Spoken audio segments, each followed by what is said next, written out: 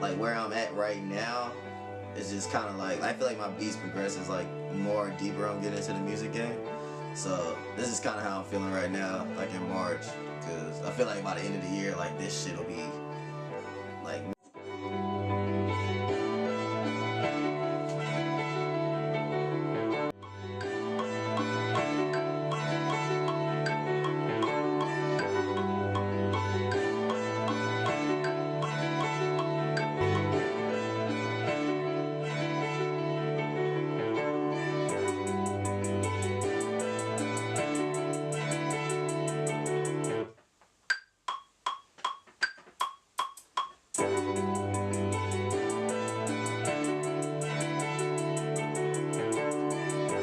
That's what I want more when I like talk to, you know, people that come from South Carolina. Like I want them to own up to it so we can have a sound, so that ultimately people are like, yeah, I want to work with a South Carolina producer, or I want to work with a South Carolina artist. And there's a lot of talent in South Carolina, and that's really like the scary part, you know. Like y'all need to look up the homie Pierre Bourne. Like he's super dope. He's been doing a lot of shit out here in Atlanta. I don't know this dude. His name's Super Mario, but he just did Ice Melts, the track Ice Melts on More Life. Oh, I love that song. That's the one with Young Thug. Yeah, and he's from Columbia, South Carolina. He went there. Really? Yeah, he's from Columbia. My homie Pierre that I just handed out, he's from Columbia. So like I said, there's some dope people that are in South Carolina, like producer wise. Like even Friday, you know, Friday is dope as hell. It's dope as hell at making beats. Like I said, my homie Amp. Like there's a lot of talent in South Carolina. I think like the biggest thing in South Carolina right now is I think everybody just needs to come together. There we go. And I think that's like the biggest thing that's going on. That's like one thing I feel like a lot of people move to Atlanta for, is because like here, like you got the resources. Yeah, and as long as you got like, as long as you're like doing something and you're dope, like people will rock with you in Atlanta. And not saying that people won't rock with you in Columbia, but it's just a little bit different. Like especially in Columbia, like Columbia has a big problem with support and stuff, and you know. I think it's starting to change because they are starting to have like a lot more artists come there to Music Farm and to start doing more stuff. So I do think it's a lot more unity starting to happen. But I definitely know like when I was in high school and stuff, it wasn't like that at all. So like, do you feel like you're walking in your purpose by doing this?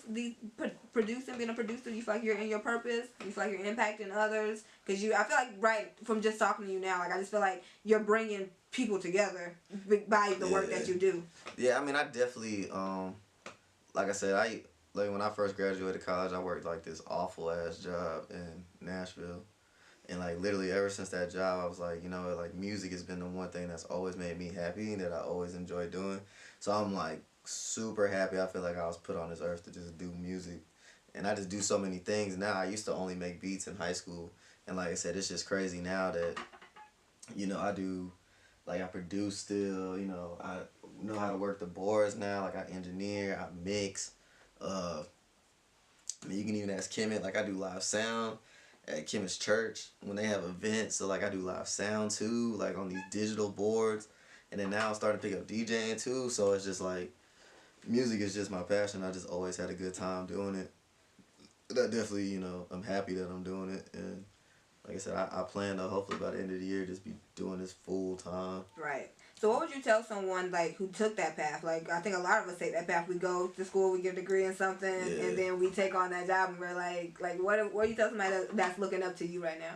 I think you just gotta just do what makes you happy, man. Like that's what I realized from the last job that I had, that I was making good money there and stuff like that, but I was miserable every day. And then when you're miserable at a job every day, or just anything in life, not even a job, but if you're just doing something that makes you miserable, like your entire life is just miserable. Because I understand, I can relate. Because literally when I was working that job, I had to be there, you know, at 7 in the morning. I was working like 12-hour days, so I couldn't even enjoy my nights, because when I got off at 7, I was mad by the time it got to midnight because I knew I had to go to bed and wake back up and do it again.